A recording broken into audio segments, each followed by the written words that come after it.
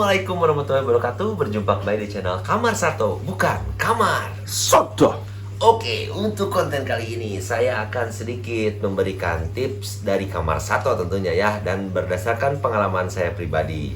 Nah, kemarin tuh ada yang komen juga, katanya gimana sih cara mengatasi untuk Cana Auranti yang ngejar-ngejar pakan. Jadi bukan flaring untuk ke tangannya tuh, malah agresif, Sambar-sambar. sambar-sambar kejar pakan. Nah, tapi sebelum lanjut ke videonya, jangan lupa kalian klik tombol subscribe yang ada di bawah ini, karena satu subscribe kalian merupakan semangat untuk kami agar kami lebih apa? Lebih semangat untuk berkarya. Betul sekali. Tanpa banyak basa-basi dan tanpa banyak bacot lagi, kita langsung gaskeun ke videonya. Gaskeun!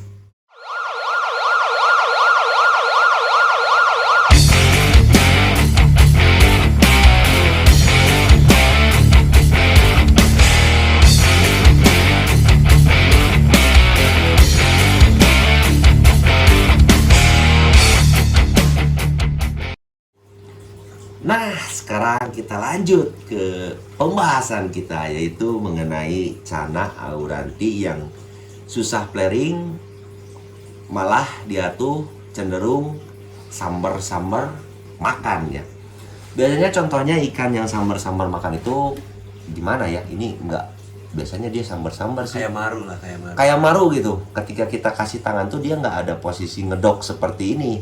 Dia tuh malah seserepet aja gitu, dari kanan ke kiri, kiri ke kanan. Bahkan ketika kita kasih tangan tuh dia malah cek gitu, nyeplok, tapi dia tuh bukan nyeplok mau ke mangap, tapi dia tuh malah kejar-kejar makan gitu, kayak yang dia tuh lapar.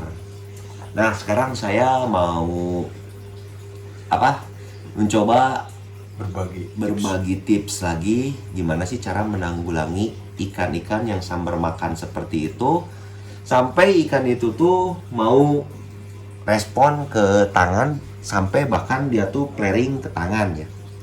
Nah, ini saya mau sedikit mencontohkan untuk ikan sambar-sambar makan tuh biasanya seperti, bentar, tuh. Kalur.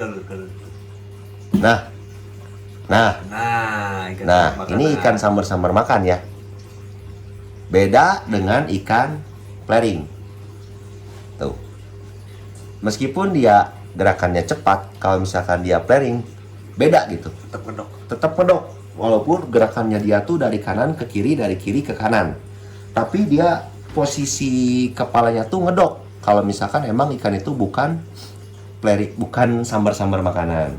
Nah, cara untuk mengatasi ikan seperti itu tuh biasanya ya, ini saya sedikit berbagi juga mengenai pengalaman dan apa yang sudah saya lakukan dan saya terapkan untuk ikan seperti itu. Sekali lagi mohon maaf, saya tidak bermaksud menggurui, tapi saya hanya berbagi. Nah, biasanya langkah pertama yang saya lakukan untuk mengatasi ikan-ikan yang sambar-sambar makan seperti tadi itu, saya biasanya memberi makan ikan itu tiap hari tanpa menggoda ikan itu.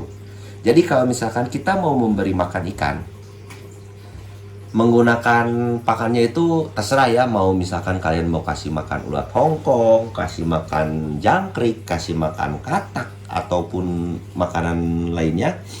Saya tidak membiasakan menggoda ikan itu dengan pakan.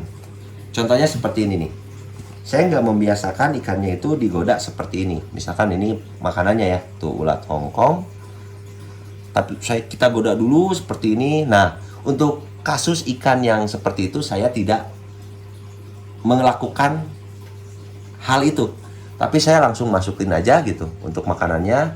Dan biasanya saya memberi porsi lebih dulu. Maksudnya porsi lebih itu supaya ikannya itu dalam kondisi kenyang. Kenapa saya suruh ikan itu kenyang dulu? Agar ikan itu ketika melihat tangan kita itu atau kita kasih kaca itu ada respon gitu. Karena untuk kebutuhan Dan bertenaga. iya, betul. Soalnya kalau nggak bertenaga leles ya. Leles, susah flaring. Iya. Nah, kalau misalkan itu posisinya untuk ikan yang sambar makan ya. Nah, setelah kita memberi makannya kenyang, saya itu lebih intens memberikan interaksi. Awalnya itu pasti saya kasih kaca. Kenapa?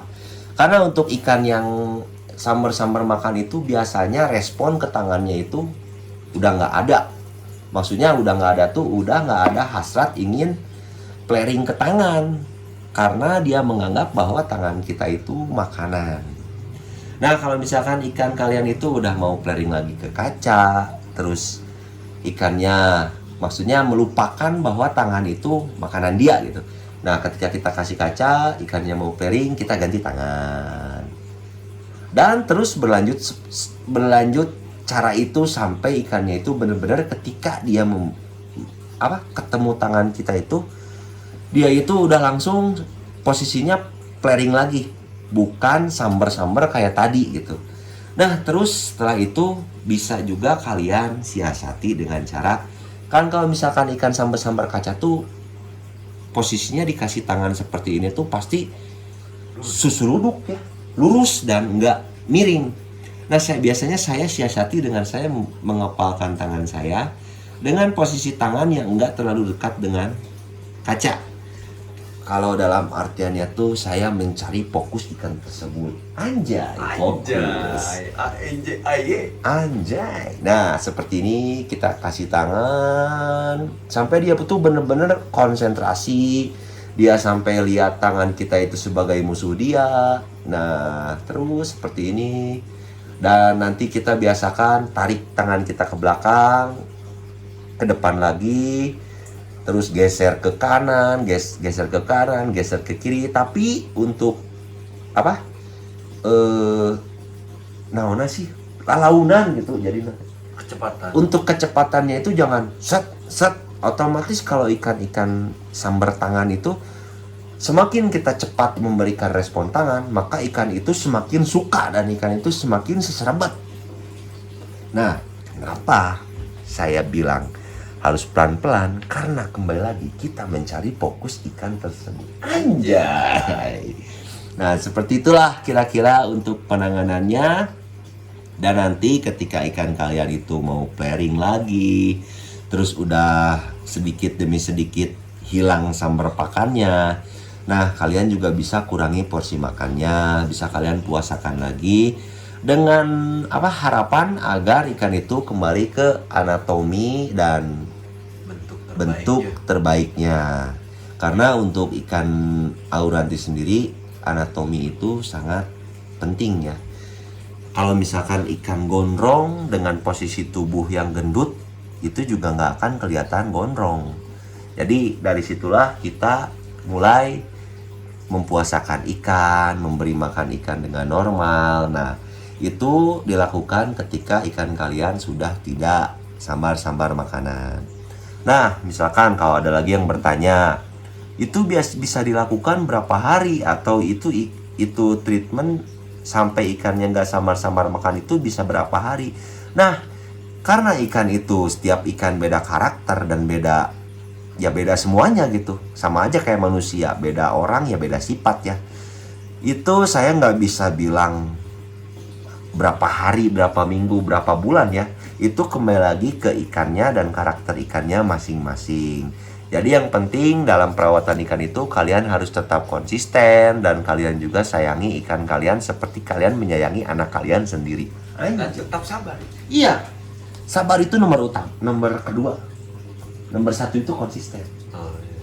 Tapi itu bisa kalian balik, terserah mau yang mana dulu. Sederajat lah ya. Sederajat lah untuk sabar dan konsisten. Karena buah dari sabar dan konsisten itu adalah ikan akan sesuai dengan apa yang kita harapkan. Saya teringat satu kalimat dari teman saya, kita harus menghewankan hewan. Jangan kita memanusiakan manusia aja. Hewan juga perlu dihewankan gitu. Nah, paling seperti itu aja untuk konten kali ini. Untuk kurang lebihnya saya minta maaf, dan apabila kalian punya cara lain untuk mengatasi ikan-ikan sambar makan, bisa kalian tulis di kolom komentar, karena di sini di channel ini kita sama-sama belajar. Karena ilmu itu tidak berat dibawa, dan ilmu yang tidak diamalkan bagaikan pohon tak berbuah. Anjay. Akhir kata saya ucapkan wassalamualaikum warahmatullahi wabarakatuh. Sehat selalu kalian, lancar rezeki, tetap di channel Kamar Sato, bukan Kamar Soto.